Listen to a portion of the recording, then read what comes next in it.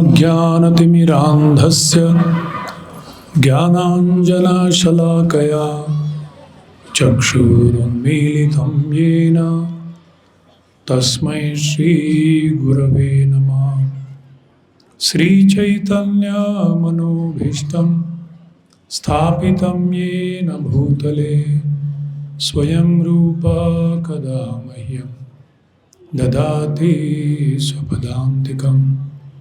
वन्देऽहं श्रीगुरुं श्रीयुतापदकमलं श्रीगुरून् वैष्णवांश्च श्रीरूपं साग्रजातं सहगणा रघुनाथान्वितं तं सजीवं साद्वैतं सावधूतं परिजनसहितं कृष्णचैतन्यदेवं श्रीराधा कृष्णपदा सहगणा ललिता श्रीविशाखान्वितांश्च। नमो ॐ विष्णुपादाय कृष्णप्रेष्ठाय भूतले श्रीमते भक्तिवेदान्त स्वामीति नामिने। नमस्ते सारस्वती देवे गौरवाणी प्रचारिणे निर्विशेष शून्यवादी पाश्चात्य देशतारिणे। हे कृष्णा करुणा सिंधु दीनबंधु जगत्पते गोपेश गोपिका कांत राधा कांत नमोस्तुते। तप्त कांचन गौरांगी राधे वृंदावनेश्वरी वृषभानुसुते देवी प्रणमामि हरिप्रिये। वाञ्छाकल्पतरुभ्यश्च कृपा सिन्धुभ्यैव च पतितानां पावनेभ्यो वैष्णवेभ्यो नमो नमः। जय श्री कृष्ण चैतन्य प्रभु नित्यानंद श्री अद्वैत गदाधर श्रीवासदि गौर भक्तवृंद। हरे कृष्णा कृष्णा कृष्णा हरे हरे हरे राम राम राम हरे हरे।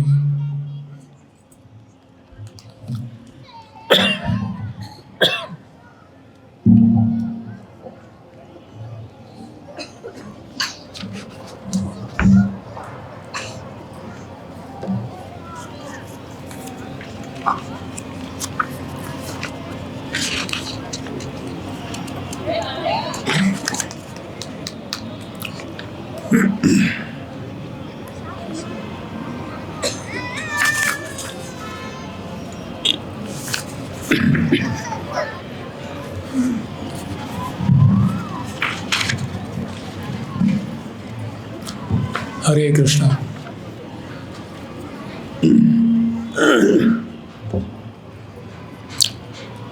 आज के शाम के इस गोपाष्टमी उत्सव के लिए एकत्रित हुए सारे श्रद्धालु भक्तों के चरणों में मेरा सादर प्रणाम और आप सबका हार्दिक स्वागत। आज का जो ये दिन है ये बड़ा खास दिवस है, जिस दिन जैसे प्रभु जी बता रहे थे, अनाउंसमेंट कर रहे थे कि नंद महाराज ने भगवान श्री कृष्ण को पहली बार बछड़े जो चराते थे पहले अपने बाल्यावस्था में, अब ये जब पौगंड अवस्था को प्राप्त हुए तब उनको अभी गैयों की जो सेवा है वो उनको सौंपा गया। तो ये गोपाष्टमी के नाम से जाना जाता है।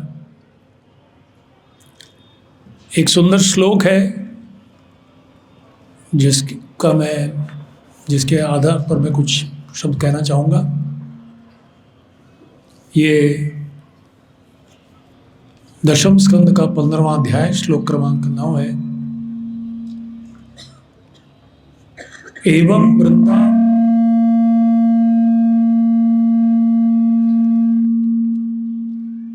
राधे, शायद माइक भी बोलना चाहता है,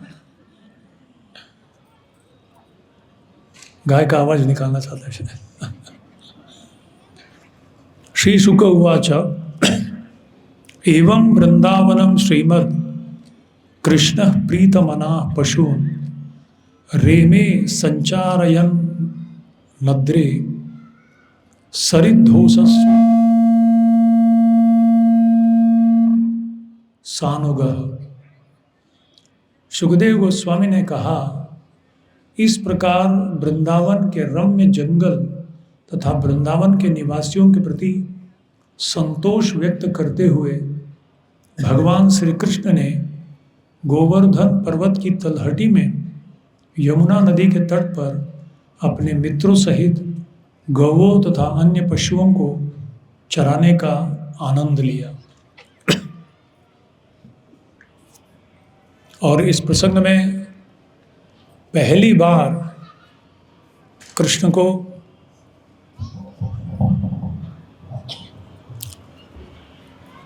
वृंदावन के घने जंगल जो थे जाने का एक अवसर प्राप्त हुआ, क्योंकि तब तक बाल्यावस्था के कारण माता यशोदा और नंद महाराज ने कह दिया था कृष्ण को कि आप नंद भवन से दिखना चाहिए, कहाँ भी हो आप। बछड़ों को थोड़े पास ले जाते थे बछड़ों को चराने के लिए, पर आज पहली बार है जब वो घने जंगल में जाने वाले हैं। तो हमारे आचार्यों ने अलग अलग ग्रंथों में, भागवत में संक्षिप्त रूप में वर्णन हुआ है, पर हमारे आचार्यों ने दूसरे पुराणों के और ग्रंथों के आधार पर उन्होंने ऐसी बहुत सारी सुंदर ग्रंथ की रचना की है जहाँ इस प्रसंग का बड़ा सुंदर वर्णन आता है कि एक दिन ग्वाल बालों ने निर्णय लिया, जो वरिष्ठ गोपाल थे उन्होंने निर्णय लिया कि ये जो बछड़े अब तक दूध पीते थे माँ के थनों से, अब इन्हें घास चराने के लिए भेजना है। और ये लोग अभी जंगल में जाएंगे गौओं के साथ, बड़े गायों के साथ, और घास चरना इनके छोड़ना चाहिए क्योंकि अभी बड़े हो गए। तो जब इन बछड़ों को पता लगा कि हमें अभी बड़े गायों के साथ घास चरने के लिए भेजा जाने वाला है, तो आपस में वो लोग चर्चा करने लगे अपने आप में, क्योंकि अभी तक वो कृष्ण के साथ जाते थे। तो बोले, अरे घास करने जाना मतलब कृष्ण नहीं आएंगे हमारे साथ, तो हम नहीं जाएंगे। उन्होंने निर्णय ले लिया, सब लोगों ने धरना करना निश्चय किया कि बोले हम नहीं जाएंगे। और दूध पीना बंद कर दिया, घास खाना तो बंद था ही, कुछ करेंगे नहीं। और जब उनके माँ बाप गाय और बैल वो जब सुने कि क्या आनंद इन बछड़ों को मिलता है कृष्ण के साथ जाने में, तो उन गायों ने भी सोचा कि हमारे साथ कृष्ण आना चाहिए, नहीं तो हम भी नहीं जाएंगे जंगल में, अभी कल से हम भी नहीं जाएंगे। तो बछड़े नहीं जाने वाले, गैया नहीं जाने वाले, तो बहुत बड़ा संकट हो गया पूरे ब्रज में। और कृष्ण को पता चला, कृष्ण के जो ग्वाल बाल मित्र थे वो लोग भी निंदा करने लगे, मजाक करने लगे कृष्ण की। बोले देखो तुम अभी बड़े हो गए हो, 5 साल हो चुका है, पर तुम्हारे माता पिता जो हैं तुम्हारे ऊपर उनको विश्वास नहीं है, इसीलिए तुम्हें नहीं भेज रहे हैं बड़े गैयों के साथ। और वो हंसी मजाक करने लगे। तो कृष्ण को भी क्रोध आ गया। बोले आज से मैं नहीं जाऊंगा, गाय चराने नहीं जाऊंगा। क्रोधित होकर आए और सीधा जाके लेट गए, बिस्तर पर लेट गए। बोले बस, न खाया न कुछ पिया। अब ब्रज में बड़ा समस्या हो गया। बछड़े नहीं जाने वाले, क्योंकि उनको घास खाने के लिए भेजा जा रहा है बड़े गैयों के साथ। और बड़े गैयों ने भी सोचा कि हम भी नहीं जाएंगे जब तक कृष्ण हमारे साथ नहीं आएंगे। तो फिर अगर वो जाएंगे नहीं घास चरने तो दूध नहीं आएगा, और ग्वाल वालों को दूध नहीं मिला तो फिर समस्या है। तो इस तरह से बहुत बड़ा संकट आ गया। और घर में भी इधर यशोदा माई बहुत चिंतित है कि भाई कान्हा अभी सो गया है, कुछ खा नहीं रहा है, कुछ पी नहीं रहा है। तो नंद महाराज जब वापस आए तो यशोदा माई ने बताया। तो नंद महाराज ने तुरंत अपने भाइयों को, उपानंद, नंद इत्यादि सबको बुलाए, दूसरे वरिष्ठ ग्वाल बालों को भी बुलाया और बोला कि हाँ अभी तो कृष्ण पौगंड अवस्था में जा रहे हैं, 5 साल हो चुका, अभी 6ठे साल में प्रवेश कर रहे हैं, तो इनको अभी गाय चराने के लिए भेजना चाहिए। और तब उस दिन निर्णय हो गया। तो शांडिल्य ऋषि जो उनके पुरोहित थे उनको बुलाया गया और उनसे चर्चा हुई कि भाई कौन सा एक मंगलमय तिथि, कुछ निर्णय कीजिए जिस दिन हम इन्हें गाय चराने के लिए भेजेंगे। तो शांडिल्य ऋषि ने देखा और बोले नहीं, कल ही सबसे अच्छा शुभ अवसर है, आज का दिन। तो बहुत खुश हो गए, बोले चलो ठीक है। तो नंद बाबा गए। कृष्ण सुबह उठे ही नहीं, ऐसे बस दिखावट कर रहे कि मैं सोया हुआ, उठे नहीं, कुछ खाए नहीं, कुछ नहीं। तो नंद बाबा गए और जोर से कान में बोले कि कान्हा सुनो, आज से तुम बड़े गायों को चरने वृंदावन में जाओगे, जंगल में। जैसे नंद बाबा ने ये कहा, छलांग मारकर कृष्ण उठ के खड़े हो गए। बोले ठीक है, अभी मैं जाने के लिए तैयार हूं। और आज इतने जल्दी में थे, उन्होंने मुरली भी नहीं बजाई, सारे ग्वाल वालों को बुलाए नहीं। पर ग्वाल वालों को पता लग गया कि तो समय है कृष्ण का जाने का, तो सबके सब वो लोग भी आ गए और सब तैयारी होने लगी। तो सज धज के एकदम तैयार हो गए कृष्ण। यशोदा माई बहुत चिंतित है कि पहली बार ये घने जंगल में जाने वाले हैं। तो सोच रही थी कि भेजे कि नहीं भेजे, पर अभी तो निर्णय हो चुका है। तो उन्होंने निश्चय किया कि ठीक है। पर बलराम जी को बुलाए, बलदाऊ को, और बोलने लगे भाई इसका ध्यान रखना, पेड़ कभी भी चढ़ जाता है, कुछ भी शरारती करता है। यमुना में स्नान के लिए नहीं जाना, डूब जाएगा, कुछ तकलीफ हो जाएगा। ये मत करना, वो मत करना। हर 2-2 घंटे में उसको खिलाना, सब तैयारी करके दे रहे हैं। और बलदाऊ ने सब जवाबदारी स्वीकार की। और तत्पश्चात सारे बड़े गाय निकले बड़े उत्साह के साथ। उसके पहले, निकलने के पहले जैसे तैयारी हो रही थी,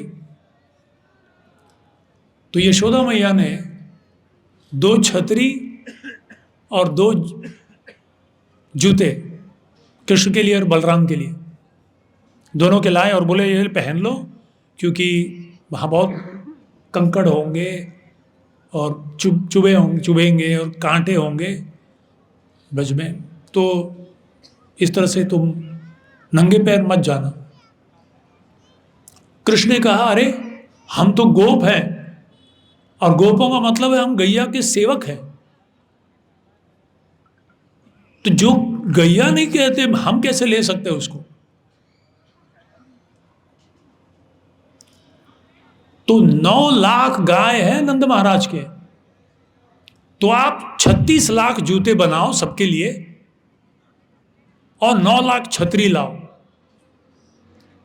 तब मैं छतरी और जूते लूंगा, नहीं तो मैं नहीं लूंगा, क्योंकि मैं इनका सेवक हूं। ये गैयों का मैं सेवक हूं, गोपाल हूं मैं, और वो जा रहे हैं नंगे पैर, मैं ऐसे कैसे जा सकता हूं?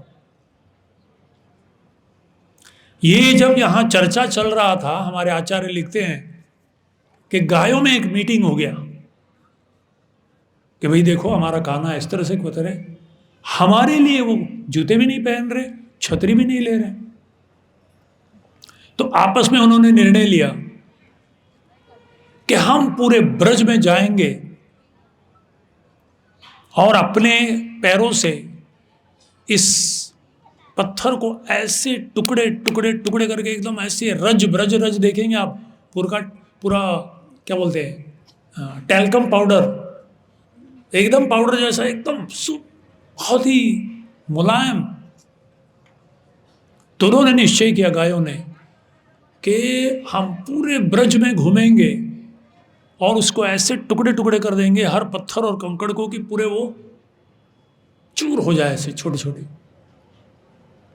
और साथ ही साथ गायों के थनों से प्रेम से, कि कृष्ण साथ आने वाले हैं, हमारे साथ भी आने वाले, उनके थनों से प्रेम से दूध बहने लगा। तो एक तो गोरज, वृंदावन का रज, और उसमें गाय की ये दूध, इतना सुंदर, एक ऐसा क्या बोलते हैं, मक्खन जैसा दिखने लगा पूरा ब्रज। और सब गायों ने बोला कि अभी अगर कृष्ण आएंगे तो उनके चरण कमल स्पष्ट दिखेगी, क्योंकि वहां छाप लगेगा। तो उन्होंने दूसरा निर्णय लिया, सारे गाय और बछड़ों ने मिलकर, कि आज से ब्रज में जहां भी भगवान के चरण कमल पड़े उस पर हम कोई अपने पैर नहीं रखेंगे, अपने खुर वहां नहीं रखेंगे उसके ऊपर। तो इस तरह से निर्णय हो गया। तो फिर यशोदा माई ने स्वीकार किया, ठीक है। तो नंगे पैर और बिना छतरी के निकल पड़े कृष्ण। और कहा जाता है कि जब गैये निकले, सारे बछड़े भी निकलने लगे, तो साथ ही साथ जितने बकरियां थी, जितने सारे पशु थे, सब निकलने लगे, ग्वाल बाल निकल पड़े। केवल एक लोग छोड़िए, वो थी गोपियां, छोटी गोपियां। गोपियों को बहुत उत्साह आ गया, बोले अरे सब जा रहे हैं, हमें क्यों नहीं ले जा रहे? पूरी की पूरी ब्रज भूमि जा रही है, हम क्यों नहीं जाना है? और कहते हैं कि उन्होंने अपने आप को गोप वेश धारण किया ताकि किसी को पता ना लगे। गोपियों ने गोप वेश धारण किया और अपने लहंगा को थोड़ा सा ऐसे उठाया ताकि भागने में आसान हो, और बछड़े को ऐसे छाती से लगा लिए और भागने लगे वो भी। इसीलिए आज के दिन कुछ मंदिरों में राधा रानी को गोप वेश पहनाया जाता है, और केवल आज के दिन राधा रानी के चरण का दर्शन होता है। वृंदावन में, मायापुर में करते हैं गोप वेश लगाकर, बड़ा सुंदर दर्शन है साल में एक दिन। तो इस तरह से बहुत ही ये सुंदर प्रसंग हमारे आचार्यों ने वर्णन किया है। और यहाँ हम देख रहे हैं ब्रज भूमि का वर्णन है। और पहली बार जब कृष्ण ब्रज में प्रवेश किए, जंगलों में, वृंदावन जो 12 वन पहली बार प्रवेश कर रहे हैं, तो सारे पेड़ जो है झुक के भगवान के चरण कमलों का स्पर्श करने के लिए आतुरता से झुक के स्पर्श करने की प्रयास कर रहे थे। तो इसे देखकर कृष्ण ने बलराम जी को, बलदाऊ को संबोधित करते हुए कहा कि देखो ये कितने महान संत महात्मा हैं जो वृक्ष के रूप में यहाँ ब्रज में स्थित हैं, और ये जानते हुए बलराम जी कि आपके चरण कमल सारे तीर्थों का मुख्य स्थान है, वो आपके चरणों को स्पर्श करने के लिए आतुरता से झुक रहे हैं। और वृक्ष भी, पर उनके अंदर कोई बड़ी शर्मिंदा थी कि हमने कुछ जरूर कुछ पाप किया है, तभी हम ये वृक्ष योनि को प्राप्त किए। पर ब्रज में हम जानते हैं कि हर एक जीव ब्रज का वो एक खास है, खास कृपा मिली है भगवान की, तभी वहाँ उनका जन्म हुआ है, वहाँ वो सेवा कर रहे हैं। और सुखदेव गोस्वामी वर्णन करते हैं कि ब्रज की जो महिमा है, वहाँ कितने फूल खिले हुए, सुगंधित, शीतल, मंद और बड़ा सुगंध पवन बह रहा है, घ्राणेंद्रियों के लिए, देखने के लिए, आँखों के लिए बड़ा सुंदर है, त्वचा इंद्रियों के लिए शीतल, पवन बड़ा आनंद प्रदान करने वाला है। बोले सारे पांचों इंद्रियों को संतुष्ट करने के लिए ब्रज खिल उठा कृष्ण की सेवा के लिए। तो इस तरह से बहुत ही सुंदर तरीके से सुखदेव गोस्वामी ब्रज की महिमा गाते हैं। और खास करके आप देखेंगे, आप कृष्ण का नाम लीजिए, कई नाम हैं जो गाय से संबंध है, गोपाल, गोविंद, बहुत सारे दूसरे भी नाम हैं जो गाय से संबंधित है। यहां तक कि परम वैकुंठ धाम भगवान का गोलोक धाम कहलाता है। और भगवान को संबोधित करते हुए हम कहते हैं, नमो ब्रह्मण्य देवाय गो ब्राह्मण्य हिताय च जगत हिताय कृष्णाय गोविंदाय नमो नमः। इस तरह से गोवर्धन को हरिदास वरी क्यों कहते हैं? गोपियां संबोधित करती है गोवर्धन पर्वत को और कहती हैं, हंताय रद्रि रबला हरिदास वर्यो यद राम कृष्ण चरण स्पर्श प्रमोद मानम तनोति सह गो गणयोर तगोयस पानीय सूय वसकंदर कंदमूले। क्यों हरिदास वर्य माने जाते हैं गोवर्धन? हरिदासों में श्रेष्ठ, जो युधिष्ठिर गिने चुने लोगों को बताया गया है, 3 लोगों को संबोधित किया गया, हरिदासों में श्रेष्ठ, और उनमें से सबसे श्रेष्ठ है गोवर्धन। क्यों? क्योंकि न केवल कृष्ण की सेवा करते हैं सुंदर तरीके से, ग्वाल बालों की सेवा करते हैं, गोपियों की सेवा करते हैं, बल्कि गायों को भी ऐसे सुंदर सुंदर घास, शीतल जल और ऐसे पेड़ छांव के लिए इस तरह से प्रदान करते हैं। तो अगर हम कृष्ण को सही रूप से जानना चाहते हैं, जैसे गीता में वर्णन है, जन्म कर्म च में दिव्यम एवं योवेति तत्वतः त्यक्त्वा देहम पुनर्जन्म नैति मामेति सोर्जुन। कि जो मेरे जन्म और मेरे कर्म को तत्वतः समझ जाता है, तो क्या होता है, फिर से ये शरीर त्यागने के बाद इस जन्म मृत्यु जरा व्याधि के चक्कर में नहीं आता, बल्कि वो सीधे मेरे धाम को प्राप्त होता है। केवल एक ही चीज बस, कृष्ण को तत्व से जानना, वृंदावन की महिमा को जानना। और सौभाग्यवश वही श्री कृष्ण जब कृष्ण के सर्वोच्च भक्त श्रीमती राधा रानी की भावना और अंग की कांति को लेकर आते हैं अपने पार्षदों के साथ, उनके द्वारा बताए हुए तरीके से कृष्ण को जानना बड़ा सरल है। नहीं तो कृष्ण को करोड़ों में कोई एक जान पाता है। मनुष्याणाम सहस्रेषु कश्चित यतति सिद्धये यतताम अपि सिद्धानाम कश्चित माम वेति तत्वतः। कृष्ण को तत्वतः जानना इतना आसान नहीं है। मुक्तानाम अपि सिद्धानाम नारायण परायण सुदुर्लभ प्रशांतात्मा कोटिष्वपि महामुने। करोड़ों में से कोई एक है, मुक्तात्माओं से कोई एक है, विरला कोई एक व्यक्ति है जो कृष्ण को तत्वतः जान पाता है। पर वही कृष्ण जब भक्त की भावना को लेकर आते हैं और कृष्ण प्रेम का आस्वादन भी करते हैं और बांटते हैं, तो उनके बताए हुए मार्ग से कृष्ण को तत्वतः जानना बड़ा आसान हो जाता है। और हम इतने सौभाग्यशाली हैं कि केवल 500 साल पहले वही श्री कृष्ण अपने एक भक्त के रूप में, श्री चैतन्य महाप्रभु के रूप में अपने पार्षदों को लेकर अवतरित हुए। विश्वनाथ चक्रवर्ती ठाकुर हमारे एक बहुत ही प्रसिद्ध आचार्य हैं गौड़ीय वैष्णव संप्रदाय के। उन्होंने एक श्लोक लिखा है और इस श्लोक में कहते हैं कि अगर ये 5 चीज आप जान जाओगे तो बहुत ही जल्द आप कृष्ण तत्व को जान जाओगे। ये बस 5 चीज।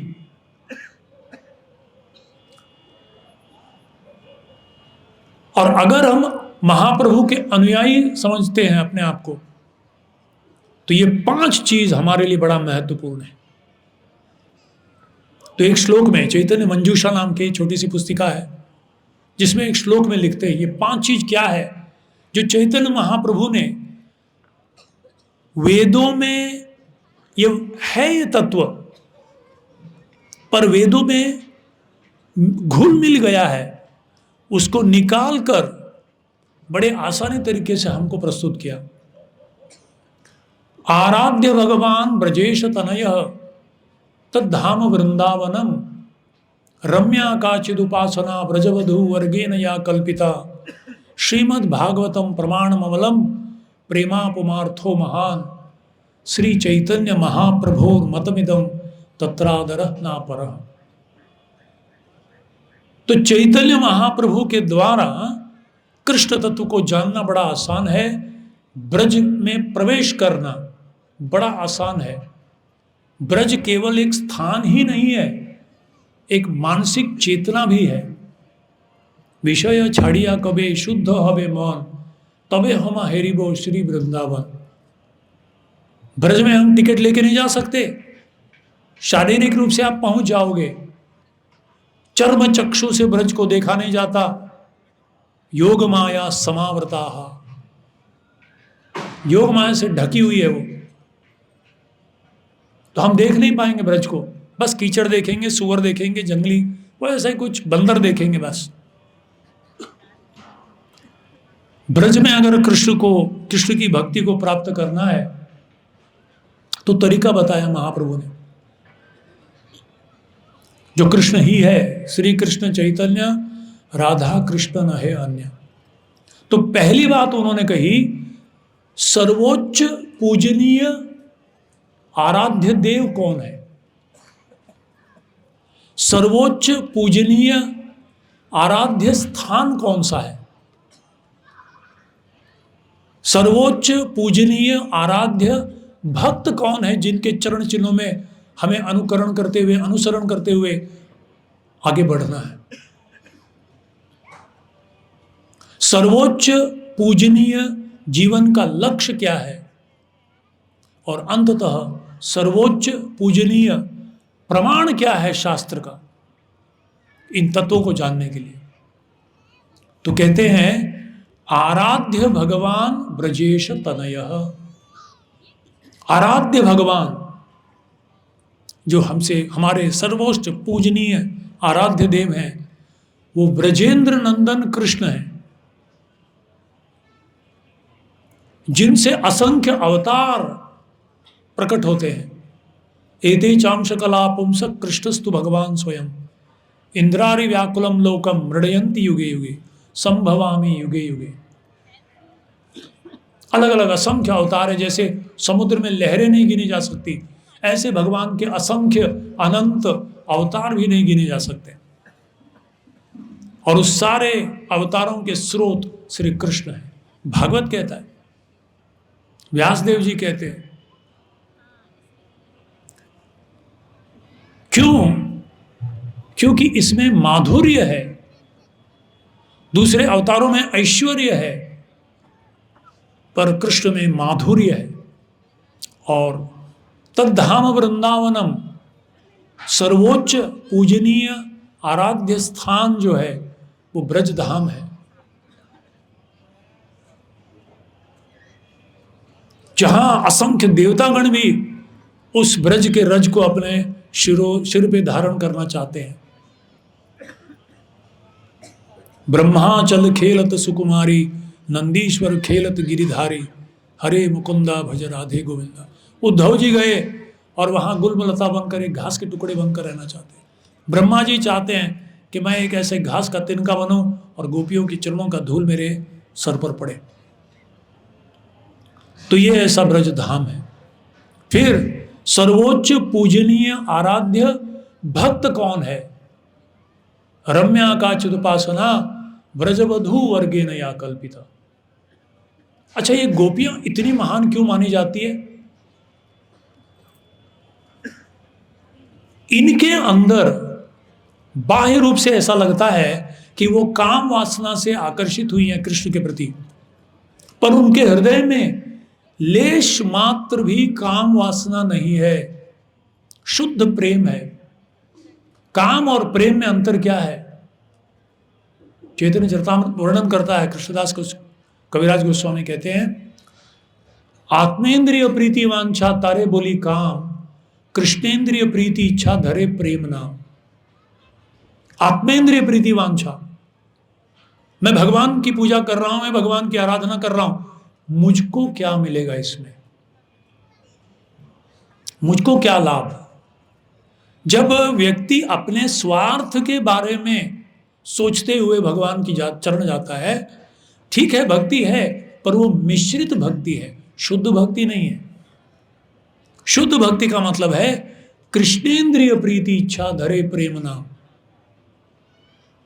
एक सुंदर प्रसंग है, भगवान ने एक सुंदर लीला की गोपियों का यश या उनका गुणगान करने के लिए, या उनकी महिमा पूरे विश्व को दर्शाने के लिए। एक बार भगवान ने कहा, कृष्ण ने कहा, मुझे बहुत सरदर्द हो रहा है। तो सब अलग अलग प्रकार की इलाज ढूंढने लगे। भगवान ने कहा नहीं, एक ही इलाज है, अगर मेरे भक्तों के चरणों का धूल मेरे सर पर लगा दे तो मेरा सरदर्द चला जाएगा।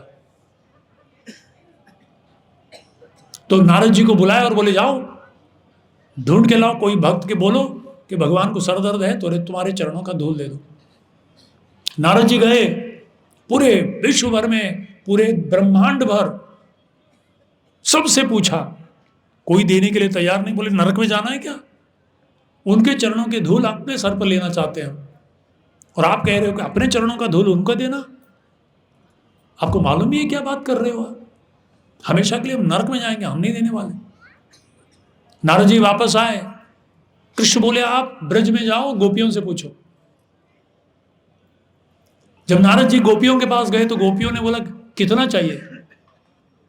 पैर जमुना में डाले ताकि गीला हो जाए, और उसके बाद ब्रज के रज को रखा, पैर रखा और घिस घिस के पैकेट बना के दिए। बोले घर में इमरजेंसी के लिए स्टॉक भी रखो थोड़ा, पता नहीं बाद में भी कभी सरदर्द हो जाए। तो नारद जी गोपियों को देख के बोले आप पागल हो गए, आपको मालूम है तुम लोग ऐसी मामूली गोपियां, तुमको मालूम है शास्त्र का निचोड़ क्या है, ये करने से तुम्हारा क्या होगा तुम्हें मालूम है? बोले मालूम है, क्या होगा? हमेशा के लिए नरक में सड़ेंगे, बस इतना ही ना। अगर हमारे हमेशा के लिए नरक जाने से कृष्ण को एक क्षण का भी अपने सरदर्द से राहत मिलता है तो हम उसके लिए तैयार हैं। तब नारद जी ने गोपियों के चरणों का धूल लिया और आके प्रभु भगवान को बोले कि प्रभु अब मैं समझ गया क्यों गोपियां इतनी महान है। रम्या का चिदुपासना ब्रजवधू वर्गे नया कल्पिता। और सर्वोच्च पूजनीय लक्ष्य क्या है जीवन का, मनुष्य जीवन का? ऐसे 4 पुरुषार्थ बताए गए हैं, धर्म अर्थ काम मोक्ष। पर शास्त्र कहता है कि पंचम पुरुषार्थ जो है, सबसे श्रेष्ठ जीवन के, मनुष्य जीवन का सर्वोच्च लक्ष्य, जिससे व्यक्ति संपूर्ण संतुष्ट हो जाएगा, यह आत्मा सुप्रसिद्धति, संपूर्ण प्रसन्न हो जाएगा, शांत हो जाएगा, आनंदित हो जाएगा, वो है जब भगवत प्रेम को प्राप्त करेगा। प्रेमापमार्थो महान। और पांचवा, ये चारों चीज जो हमने वर्णन की कि आराध्य देव कृष्ण है, वृंदावन भगवान का सर्वोच्च प्रकट्य, उनका जो माधुर्य है प्राकट्य वहां है। गोपियां सबसे श्रेष्ठ भक्त है, क्योंकि लेश मात्र भी काम गंध नहीं है उनके हृदय में, और प्रेम सर्वोच्च लक्ष्य है जीवन का। इसका प्रमाण क्या है? श्रीमद् भागवतम प्रमाण ममलम। भागवत जो है, जो व्यास देव जी की अंतिम रचना है, संपूर्ण वेद, सारे पुराण की रचना करने के बाद भी व्यास देव संतुष्ट नहीं थे। तब नारद जी का आना हुआ, नारद जी ने उनको शिक्षण किया कि आज तक तुम जो भी लिखे शुद्ध भक्ति के अलावा मिश्रित भक्ति बताए, अब एक ऐसे ग्रंथ की रचना करो जिसमें शुद्ध भक्ति के अलावा भगवान के नाम, रूप, गुण, लीला और धाम के गुणगान के अलावा और कुछ ना हो उसमें। और वो है श्रीमद् भागवतम। इसीलिए ग्रंथराज कहलाता है। धर्म प्रोजित कई चवोत्र परमो निर्मत सराणाम सताम। तो इस तरह से महाप्रभु ने 5 चीज दिए हैं, और अगर ये पांचों को हम अपने जीवन में स्वीकार करें, इसको प्रामुख्यता दें और अपने जीवन में इसे उतारें, तो निश्चित रूप से इसी जन्म में, प्रभुपाद जी कहते हैं कि इसी जन्म में आप अपने जीवन की परिपूर्णता को प्राप्त कर सकते हो। तो ये बड़ा सुंदर दिवस है आज के दिन, गोपाष्टमी। गो ब्राह्मण्य हिताय च। जब गैयों को सामने रख के इंद्र ने जब अपराध किया भगवान कृष्ण के प्रति, आप सब जानते हो गोवर्धन लीला, इतना बड़ा, मतलब न केवल कृष्ण, पूरे ब्रजवासियों को नाश करने का प्रयास, क्षमा करने की सवाल ही नहीं उठता। इंद्र फिर गए ब्रह्मा जी से क्षमा मांगे, तो ब्रह्मा जी बोले नहीं, अब वो कृष्ण को इसे बात, बोले मैं किस मुंह से जाऊं अभी कृष्ण के पास। बोले एक काम करो, गैया को सामने रखो और तुम पीछे पीछे जाओ, और वो तुम्हारी ओर से तुम्हारे लिए क्षमा मांगे तो शायद कृष्ण तुम्हें क्षमा कर देंगे। तो सुरभि जी को सामने रखते हुए इंद्र गए। तो जब गाय जो प्रिय है, गो ब्राह्मण्य हिताय च, इनको सामने रखते हुए इनको प्रसन्न करेंगे तो कृष्ण को प्रसन्न करना बड़ा आसान है। तो इस तरह से आज के दिन हम ये प्रार्थना कर सकते हैं कि जैसे गाय कृष्ण को प्रिय है, क्योंकि वो केवल सेवा में लगी हुई है सबकी, इसी तरह से हम भी अगर कृष्ण को प्रिय होना चाहते हैं तो कृष्ण ने खुद एक भक्त के रूप में आकर हमें बताया है कि इस चीज़ों को अपनाएं हम, इस 5 तत्वों को महाप्रभु के द्वारा बताए गए, तो निश्चित रूप से आज का दिन न केवल एक मंगलमय दिवस है, पर अपने जीवन के लिए भी एक सर्वोच्च मंगलमय दिवस होगा। तो आप सबसे निवेदन है, श्रील प्रभुपाद जी की कृपा से इतना सुंदर मंदिर, मैं पिछले बार आया था, पर हर बार आता हूँ तो थोड़ा और वातावरण बड़ा भक्तिमय दिखता है मुझे। मैं भी बहुत आभार व्यक्त करना चाहूँगा हमारे भक्तों की, यहाँ के व्यवस्था के जो भी इंचार्ज हैं, बहुत सुंदर एक व्यवस्था बनाए हैं ताकि भगवान की कृपा, भगवान का सुंदर दर्शन, सेवा सब यहाँ उपलब्ध है। कृपया आप लोग नियमित रूप से आते रहे और ये जो कृपा चैतन्य महाप्रभु देय है, श्री कृष्ण ने दिया है, इसका आप लाभ लीजिए और अपना जीवन सफल कीजिए। धन्यवाद। हरे कृष्ण। श्री कृष्ण भगवान की, श्री श्री राधा मदन मोहन देव की, गोपाष्टमी महोत्सव की, निताई गौर प्रेमानंदी हरि। धन्यवाद। हरे कृष्ण।